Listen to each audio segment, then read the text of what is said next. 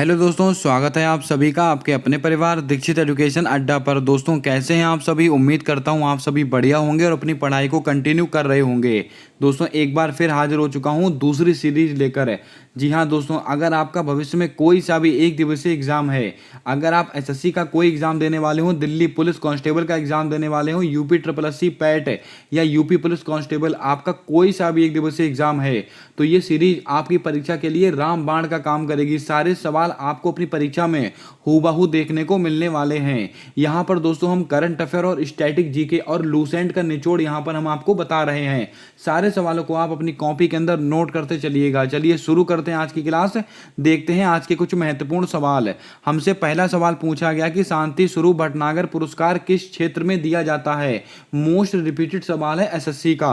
साहित्य के क्षेत्र में दिया जाता है, विज्ञान के क्षेत्र में दिया जाता है, कला के क्षेत्र में दिया जाता है कि संगीत के क्षेत्र में दिया जाता है।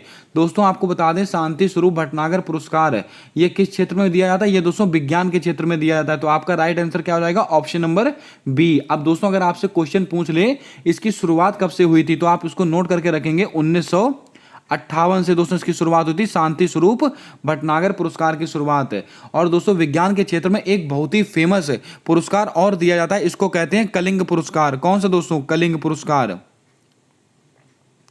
कलिंग पुरस्कार ये बहुत ही महत्वपूर्ण सवाल है, एसएससी का रिपीटेड सवाल है। आपसे पूछा जाएगा कि कलिंग पुरस्कार किस संस्था के द्वारा दिया जाता है। यूनेस्को के द्वारा दिया जाता है। किसके द्वारा, यूनेस्को के द्वारा दिया जाता है। लेकिन किस क्षेत्र में दिया जाता है, ये दोस्तों विज्ञान के क्षेत्र में दिया जाता है। इसको आप नोट करके रखिएगा। आइए चलते हैं अगले क्वेश्चन की ओर। हमारा दोस्तों अगला क्वेश्चन पूछा गया कि दयाराम स्वामी दयानंद सरस्वती जी का वास्तविक नाम क्या था। अति महत्वपूर्ण सवाल है, परीक्षा में कई बार आया हुआ सवाल है। नरेंद्र था, मूल राम था, मूल शंकर था, ग्रैंड ओल्ड मैन था। दोस्तों आपको बता दें स्वामी दयानंद सरस्वती, इनका वास्तविक नाम क्या था, तो आप सबको पता होना चाहिए। इनका वास्तविक नाम था मूल शंकर। तो आपका ऑप्शन नंबर सी बिल्कुल सही जवाब होगा। इसको आप नोट करके रखिएगा।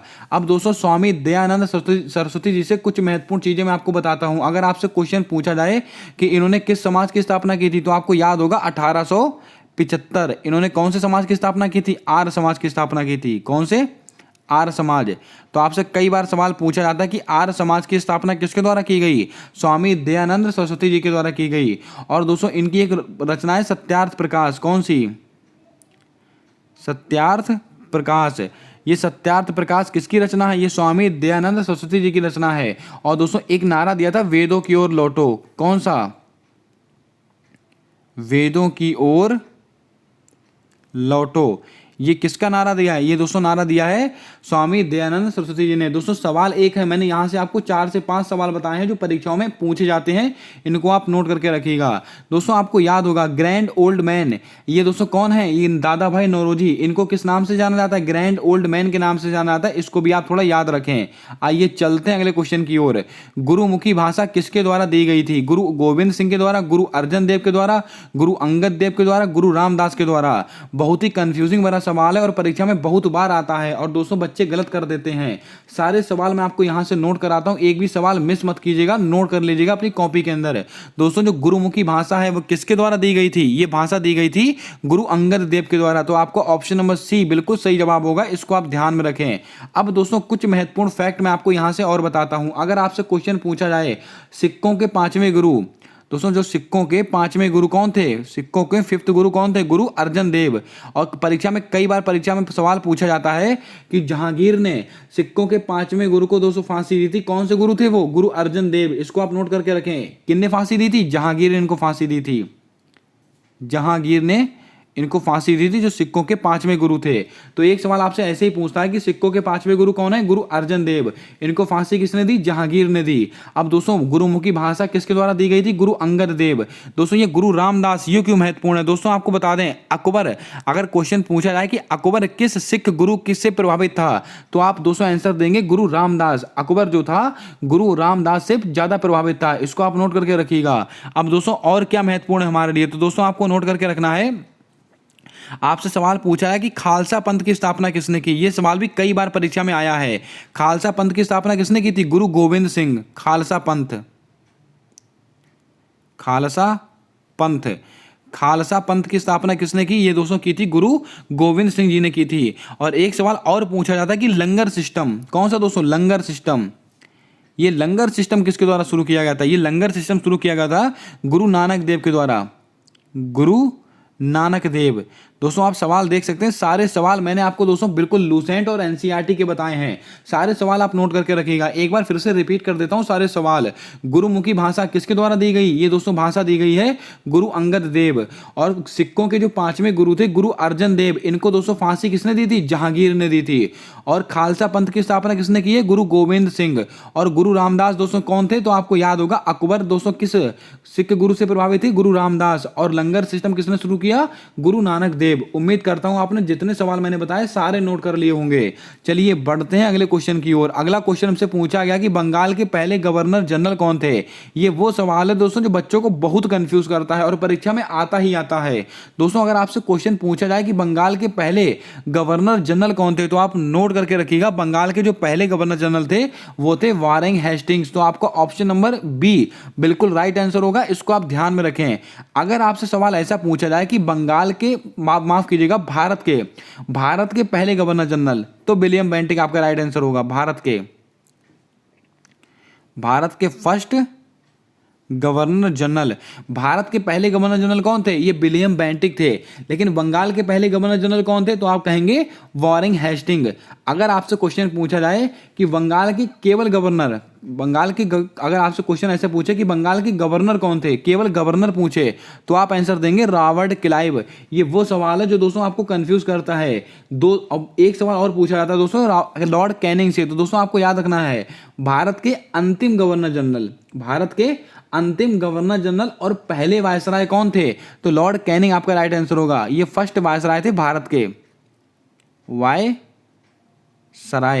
दोस्तों ये सवाल आपसे दो तरीके से पूछा जाता है, आपको कंफ्यूज करने के लिए पूछ लेता है कि भारत के अंतिम गवर्नर जनरल कौन थे, तो आप कहेंगे लॉर्ड कैनिंग, या भारत के पहले वायसराय कौन थे, तो आप कहेंगे लॉर्ड कैनिंग। ये दोनों सवालों का उत्तर लॉर्ड कैनिंग होगा, इसको आप ध्यान में रखें। लेकिन अगर आपसे क्वेश्चन पूछा जाए भारत के अंतिम भारतीय गवर्नर जनरल कौन थे, तो दोस्तों श्री राजगोपालाचारी। ये क्वेश्चन भी आपको याद रखना, परीक्षा में ये सवाल भी पूछा जाता है। उम्मीद करता हूं सारा कॉन्सेप्ट आपको क्लियर हो गया होगा। चलिए बढ़ते हैं नेक्स्ट क्वेश्चन की ओर। अगला क्वेश्चन पूछा गया कि इंकलाब जिंदाबाद का नारा किसके द्वारा दिया गया? हिस्ट्री का बहुत ही फेमस दोस्तों क्वेश्चन है और बच्चा गलती कर देता है इस सवाल में। भगत सिंह, मंगल पांडे, हसरत मोहानी, सुभाष चंद्र बोस। दोस्तों आपको बता दें ये इंकलाब जिंदाबाद का नारा ये दोस्तों दिया गया है हसरत मोहानी के द्वारा। इसको आप नोट कर लीजिएगा। बच्चा दोस्तों भगत सिंह लगा देता है और आंसर गलत हो जाता है। दोस्तों आपको बता दें सबसे पहले इंकलाब जिंदाबाद का नारा ये किसके द्वारा दिया गया था? ये दोस्तों इसके जो फाउंडर थे वो थे हसरत मोहानी। लेकिन दोस्तों भगत सिंह ने भी इंकलाब जिंदाबाद के नारे को बहुत जगह पर प्रयोग किया, लेकिन उन्होंने ये नारा दिया नहीं है। गलती मत कीजिएगा दोस्तों, इंकलाब जिंदाबाद का नारा किसने दिया है? हसरत मोहानी ने दिया है। अब नेताजी सुभाष चंद्र बोस, इन्होंने दोस्तों कौन सा नारा दिया है? तुम मुझे खून दो मैं तुम्हें आजादी दूंगा। बच्चे को पता है। आइए दोस्तों इस सवाल का पोस्टमार्टम करते हैं, बहुत सारी जानकारी मैं आपको बताता हूं। अगर आपसे क्वेश्चन पूछा जाए कि मंगल पांडे कौन सी इन्फेंट्री के थे दोस्तों, तो आपको याद होगा 34वीं इन्फेंट्री के थे। कौन सी? 34वीं इन्फेंट्री की थे। ये बात आपको नोट करनी है, परीक्षा में आया हुआ सवाल है। और एक सवाल और पूछा जाता है कि 1857 की क्रांति में सबसे पहले प्राण किसने त्यागे थे? मंगल पांडे ने त्यागे थे। अब दोस्तों आपको बताना है कि भगत सिंह, दोस्तों आपको नोट होगा कि सरदार भगत सिंह, सुखदेव और राजगुरु, इनको फांसी कब हुई थी? 23 मार्च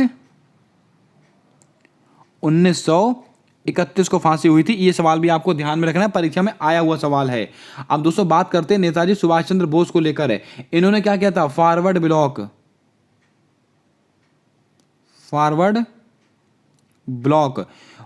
ब्लॉक की स्थापना किसने की है? ये नेताजी सुभाष चंद्र बोस ने की है। कब की थी? 1939 ईस्वी में। ये सवाल भी परीक्षा में कई बार आया है, इसको भी आप नोट कर लें। उम्मीद करता हूं आपने सारे क्वेश्चंस को नोट कर लिया होगा।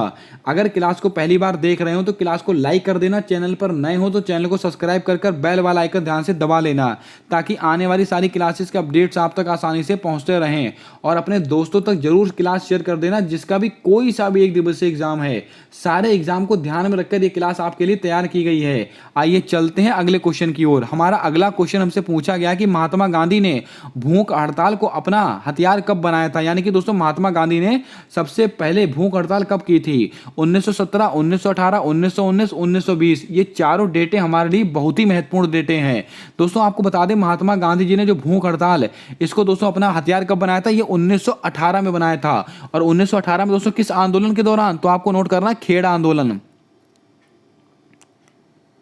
ये दोस्तों खेड़ा आंदोलन के दौरान महात्मा गांधी जी ने भूख हड़ताल को अपना हथियार बनाया था। अब दोस्तों बात करते हैं ऑप्शंस को लेकर, सारे ऑप्शंस हमारे लिए महत्वपूर्ण हैं। 1917 को क्या हुआ था? चंपारण सत्याग्रह। चंपारण सत्याग्रह।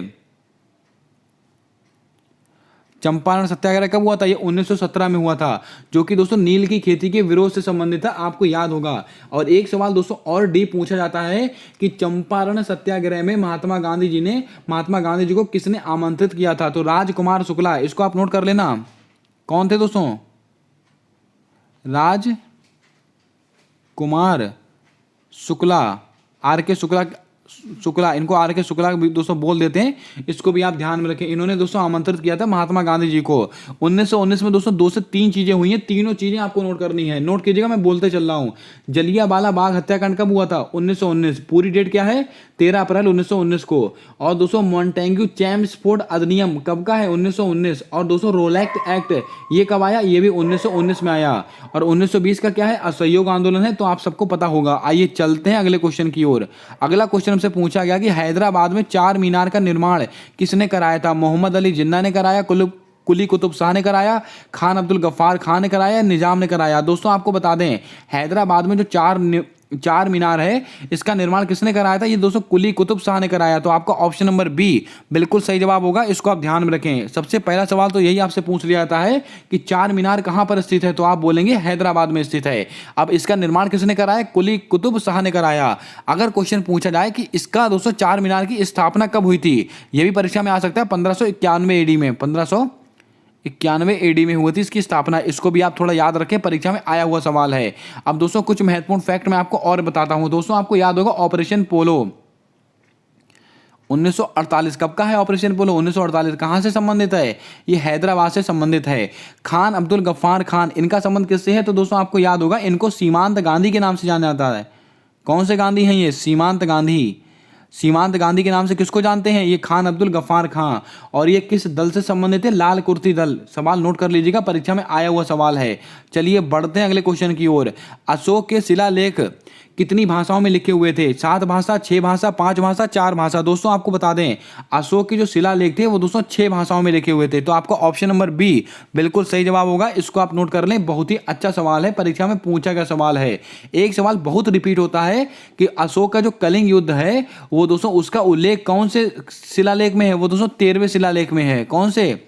वो 13वें शिलालेख में है, इसको भी आप याद रखें। ये कलिंग युद्ध के बाद अशोक ने दोस्तों जो होता है रक्तपात की नीति को छोड़ दिया था। तो परीक्षा में कई बार सवाल पूछा जाता है कि अशोक ने रक्तपात की नीति को कब त्यागा? ये कलिंग युद्ध के बाद त्यागा था, इसको आप नोट करेंगे।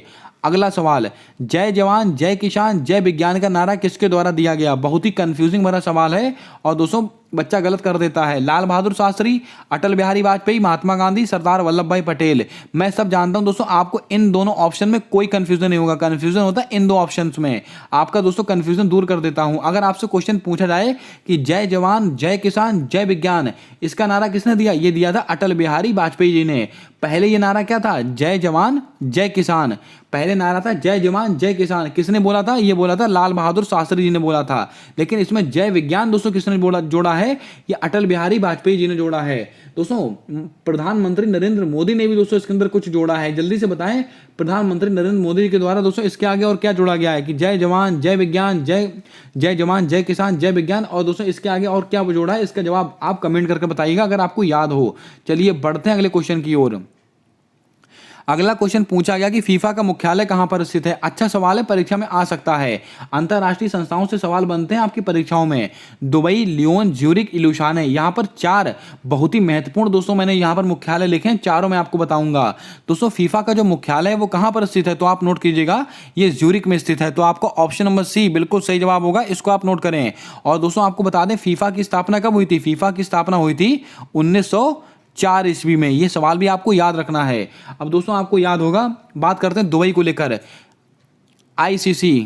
आईसीसी इंटरनेशनल क्रिकेट काउंसिल, इसका दोस्तों मुख्यालय कहाँ पर स्थित है? दुबई में स्थित है। और दोस्तों आईसीसी की स्थापना कब हुई थी? जल्दी से बताएं। आईसीसी की स्थापना हुई थी 1909 ईस्वी में हुई थी आईसीसी की स्थापना। इसको भी आप नोट करेंगे, बहुत ही अच्छा सवाल है। आईसीसी यानी कि इंटरनेशनल क्रिकेट काउंसिल। अब दोस्तों बात करते हैं लियोन में किसका मुख्यालय स्थित है? तो आपको याद होगा इंटरपोल। और इसको कहा जाता है अंतर्राष्ट्रीय पुलिस। नोट कर लीजिएगा, ये सवाल आपकी परीक्षा में 100% छपेगा, क्योंकि दोस्तों पहली बार अंतर्राष्ट्रीय पुलिस दिवस इस बार मनाया गया है 7 सितंबर को। कब? 7 सितंबर को पहली बार अंतर्राष्ट्रीय पुलिस दिवस मनाया गया, इसीलिए सवाल हमारे लिए महत्वपूर्ण है। और इंटरपोल का मुख्यालय कहां पर स्थित है? लियोन, फ्रांस में स्थित है। लियोन कहां पर स्थित है? फ्रांस में। और इंटरपोल की स्थापना कब हुई थी? 1923 ईस्वी में इसकी स्थापना हुई थी। और ये हमारे लिए क्यों महत्वपूर्ण है? क्योंकि दोस्तों इंटरपोल की जो 90वीं बैठक है, कौन सी? इंटरपोल की जो 90वीं बैठक है, इसका दोस्तों आयोजन अपने भारत देश में नई दिल्ली में हुआ है। इसको आप नोट करेंगे। अब दोस्तों लुसाने में किसका हेडक्वार्टर स्थित है? तो आपको याद होगा अंतर्राष्ट्रीय ओलंपिक संघ। इसका दोस्तों हेडक्वार्टर कहां पर स्थित है? लुसाने में। इसके हेड कौन है? थॉमस बॉक। अब कमेंट कर आप बताएंगे कि अंतर्राष्ट्रीय ओलंपिक संघ, इसका दोस्तों स्थापना कब हुई थी? इसका जवाब आपको कमेंट कर देना है। आइए चलते हैं अगले क्वेश्चन की ओर। दोस्तों हमारा अगला सवाल पूछा गया कि अफगानिस्तान का राष्ट्रीय खेल कौन सा है? कबड्डी है, निशानेबाजी है, वॉलीबॉल है, बुजकाशी है। दोस्तों आपको बता दें, भारत और उसके पड़ोसी देश, इनसे संबंधित इनका खेल और इनका दोस्तों राष्ट्रीय खेल या राष्ट्रीय दोस्तों इनका कोई भी चीज जो भी महत्वपूर्ण है, वो सवाल आपकी परीक्षा में पूछी जाती है। दोस्तों आपको बता दें, जो अफगानिस्तान है उसका राष्ट्रीय खेल कौन सा है? ये दोस्तों बुजकाशी इसको बोलते हैं। तो आपका ऑप्शन नंबर डी बिल्कुल सही जवाब होगा। इसको आप नोट करके रखें। अब हम बात करते हैं ऑप्शंस को लेकर। कबड्डी दोस्तों किसका राष्ट्रीय खेल है? तो आपको याद रखना है बांग्लादेश। किसका है? बांग्लादेश। ये दोस्तों कबड्डी बांग्लादेश का राष्ट्रीय खेल है। अगर हम बात करें निशानेबाजी, बहुत बार परीक्षा में आया है, ये दोस्तों भूटान का है। किसका? भूटान का। इसको दोस्तों आर्चरी भी कहते हैं। वॉलीबॉल ये किसका है? तो वॉलीबॉल दोस्तों 2 लोगों का है। किसका? श्रीलंका और नेपाल। इनको आप नोट कर लें, परीक्षा में कई बार आए हुए सवाल हैं, इसको आप ध्यान में रखें।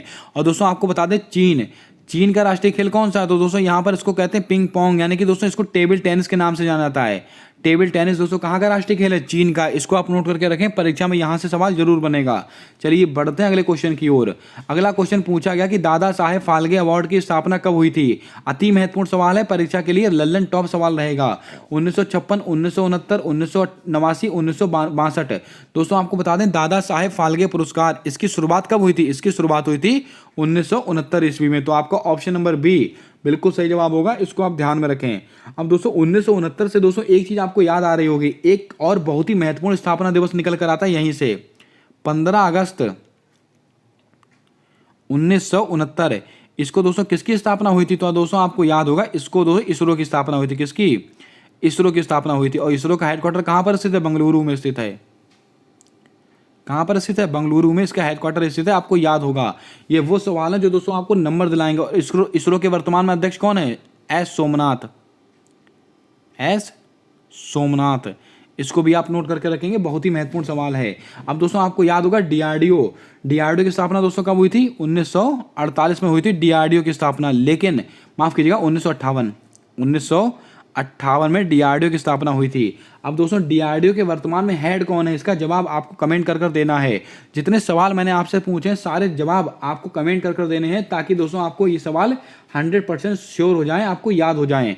चलिए बढ़ते हैं अगले क्वेश्चन की ओर। हमसे अगला सवाल पूछा गया कि बांझपन का संबंध निम्नलिखित में से किस विटामिन से है? विटामिन ए, डी, ई, के। सबसे पहला सवाल, विटामिन ए, डी, ई, के ये किसमें घुलनशील है? ये सारे के सारे जो विटामिन है, ये दोस्तों वसा में घुलनशील विटामिन है। किसमें? वसा में घुलनशील विटामिन है। अगर क्वेश्चन ऐसे पूछ लिया है कि जल में घुलनशील विटामिन कौन सा है? जल में घुलनशील है विटामिन बी, विटामिन सी। इसको आप नोट करेंगे। अब दोस्तों बात करते हैं अपने सवाल को लेकर, बांझपन का संबंध किस विटामिन से है? तो आपको याद होगा विटामिन ई का संबंध है। तो आपका ऑप्शन नंबर डी बिल्कुल सही जवाब होगा। इसको आप ध्यान में रखें। विटामिन ए की कमी से दोस्तों कौन सा रोग होता है? रतौंधी। ये दोस्तों या दोस्तों अगर आपके ऑप्शन में कलर नाइट ब्लाइंडनेस, कौन सा दोस्तों, नाइट ब्लाइंडनेस। अगर लिख कर आए तो वो भी आपका बिल्कुल सही जवाब होगा। आपको कलर ब्लाइंडनेस और नाइट ब्लाइंडनेस इसमें दोस्तों कंफ्यूज किया जाता है, तो नोट कर लीजिएगा। जो कलर ब्लाइंडनेस होता है वो दोस्तों आनुवंशिक रोग होता है, लेकिन जो नाइट ब्लाइंडनेस होता है वो दोस्तों विटामिन ए की कमी से होता है, जिसको दोस्तों रतौंधी रोग कहते हैं, रात में दिखाई नहीं देता है। विटामिन दोस्तों बी, माफ कीजिएगा विटामिन डी, इसकी कमी से कौन सा रोग होता है, रिकेट्स। रिकेट्स रोग कौन सी विटामिन की कमी से होता है, विटामिन डी की। विटामिन के की कमी से रक्त का थक्का, रक्त का थक्का दोस्तों नहीं जमता, कौन से विटामिन से, विटामिन के की कमी से। इसको भी आप नोट करें, परीक्षा में आए हुए सवाल हैं सारे के सारे। पंडित जसराज का संबंध किस घराने से है, अति महत्वपूर्ण सवाल। लखनऊ घराना, मेवाती घराना, किराना घराना, बनारस घराना। दोस्तों आपको बता दें जो पंडित जसराज हैं वो दोस्तों मेवाती घराने से संबंध रखते हैं, तो आपका ऑप्शन नंबर बी बिल्कुल राइट आंसर होगा। इसको भी आपको नोट करना है। अब दोस्तों आप कमेंट करके बताएं, भीमसेन जोशी, मैंने कल ही आपको बताया था, पंडित भीमसेन जोशी, पंडित भीमसेन जोशी, इनका संबंध किस घराने से है, इसका जवाब आपको कमेंट करके बताना है। लखनऊ घराना, पंडित बिरजू महाराज,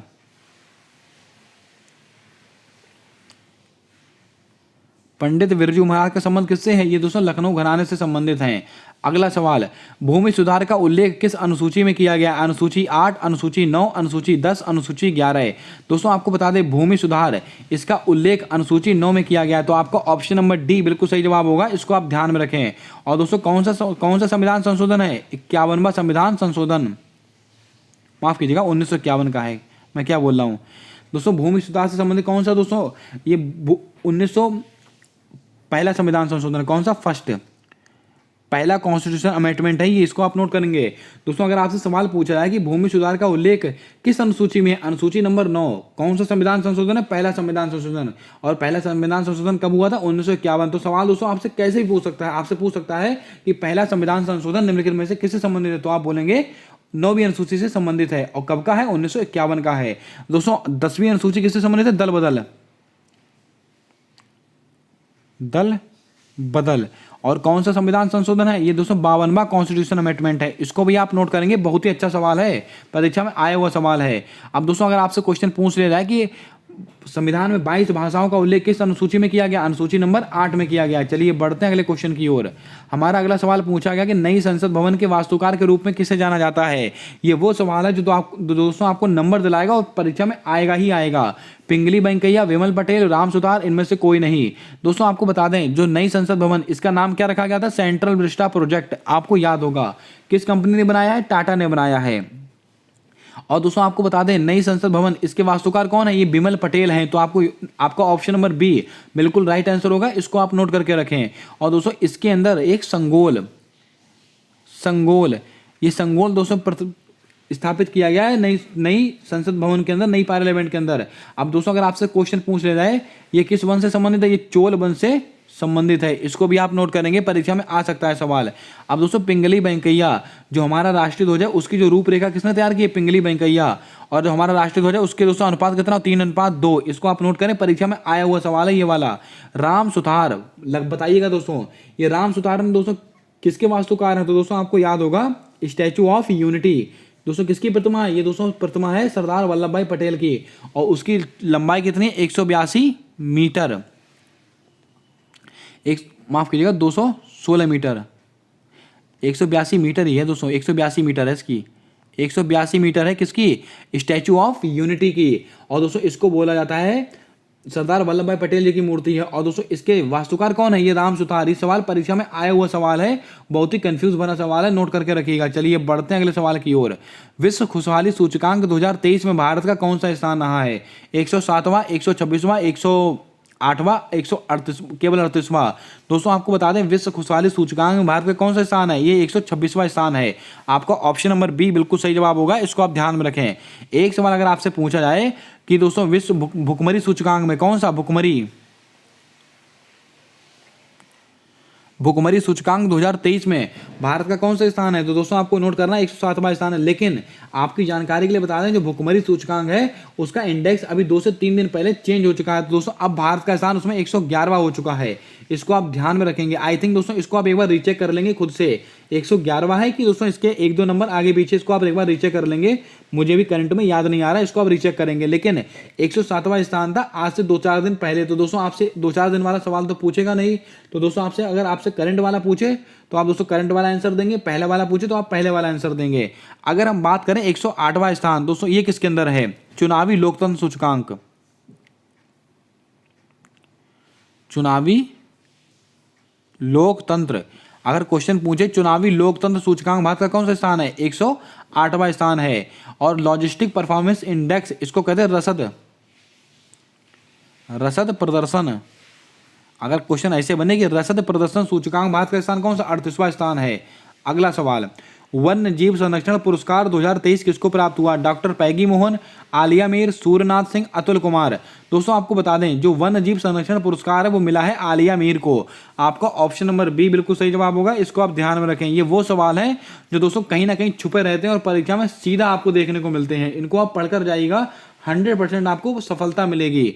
अब दोस्तों कुछ महत्वपूर्ण फैक्ट मैं आपको यहां से और बताता हूं। अगर आपसे क्वेश्चन पूछा जाए मातृभूमि,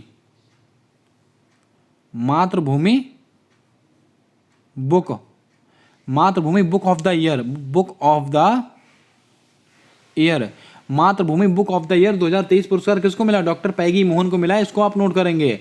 अगला क्वेश्चन, LIC का नया अध्यक्ष किसको नियुक्त किया गया? लगाइएगा स्टार। 100% इस स्लाइड से आपकी परीक्षा में सवाल बनेगा, नई नियुक्ति को लेकर सवाल है। दोस्तों आपको बता दें LIC, इसके नए अध्यक्ष कौन बने? इसके अध्यक्ष बने हैं सिद्धार्थ मोहंती साहब। तो आपका ऑप्शन नंबर सी बिल्कुल सही जवाब होगा। इसको आप नोट करेंगे। अब दोस्तों जितने भी नाम आपके सामने लिखे हैं सारे नाम अपने आप में एक सवाल हैं। अगर हम बात करें प्रवीण कुमार सूद, ये कौन है? केंद्रीय सतर्कता, केंद्रीय सतर्कता आयुक्त। केंद्रीय सतर्कता आयुक्त कौन बने हैं? ये दोस्तों वर्तमान में 2023 में बने हैं। इनको नोट कीजिएगा। ये बने हैं प्रवीण कुमार सूद, यानी कि CVC, सेंट्रल विजिलेंस कमिश्नर। ये कौन है? ये दोस्तों हैं प्रवीण कुमार सूद। और दोस्तों आपको याद होगा केंद्रीय सतर्कता आयोग, इसकी स्थापना किस समिति की सिफारिश पर हुई थी? संथानम समिति। लिख लें, परीक्षा में छपेगा। संथानन समिति की सिफारिश पर हुई है इसकी स्थापना। प्रवीण सूद कौन है दोस्तों? जल्दी से बताएं। ये दोस्तों कौन है? ये है केंद्रीय अन्वेषण ब्यूरो। इसको आप नोट करेंगे, मैं बोल देता हूं। केंद्रीय अन्वेषण ब्यूरो के अध्यक्ष कौन बने? ये प्रवीण सूद। AK मोहंती कौन है? परमाणु ऊर्जा आयोग के नए अध्यक्ष बने हैं। ये चारों सवाल बिल्कुल नई नियुक्तियां हैं, इनको आप नोट करके रखेंगे। आज का हमारा अगला और अंतिम सवाल है, भारत ने किसे हराकर इंटरकॉन्टिनेंटल कप 2023 जीता है? Lebanon, Azerbaijan, Iran, Indonesia. दोस्तों आपको बता दें भारत ने लेबनान को हराकर, किसको? लेबनान को हराकर इंटरकॉन्टिनेंटल कप जीता है 2023 वाला। इसको आप नोट करेंगे। तो आपसे सवाल पूछ सकता है इंटरकॉन्टिनेंटल कप 2023 का विजेता कौन है? तो आप बोलेंगे भारत। इसका उप विजेता कौन है? तो आप बोलेंगे लेबनान। और ये किसका खेल है? ये खेल भी पूछ सकता है आपसे, फुटबॉल। इसको भी आप नोट करके रखेंगे। बहुत ही अच्छा सवाल है। उम्मीद करता हूं आज का जो प्रैक्टिस सेट है, आज की जो क्लास है आपको पसंद आई होगी। आज का कंटेंट आपको अच्छा लगा होगा। अगर क्लास पसंद आई है तो क्लास को लाइक कर देना। चैनल पर नए हो तो चैनल को सब्सक्राइब कर बेल वाला आइकन ध्यान से दबा लेना, ताकि आने वाली सारी क्लासेस के अपडेट्स आप तक आसानी से पहुंचते रहें। अगर आपको इसका PDF चाहिए तो आप हमारे टेलीग्राम चैनल को ज्वाइन कर सकते हैं। उसका लिंक मैंने अपने कम्युनिटी पोस्ट में पोस्ट करके रखा हुआ है। जाइएगा, उसको लिंक पर क्लिक कीजिएगा, उसको ज्वाइन कर लीजिएगा। और दोस्तों इसका लिंक आपको डिस्क्रिप्शन बॉक्स में मिल जाएगा, आप वहां से भी ज्वाइन कर सकते हैं। बिल्कुल दोस्तों ऑथेंटिक लिंक है, इसको आप ज्वाइन कीजिएगा। डेली PDF दोस्तों मैं आपको वहां पर प्रोवाइड कर दूंगा विद आंसर की के साथ। मिलते हैं नेक्स्ट क्लास में, तब तक के लिए जय हिंद, जय भारत। दोस्तों अपना सपोर्ट, अपना प्रेम हमारे YouTube चैनल के साथ हमेशा यूं ही बनाकर रखिएगा।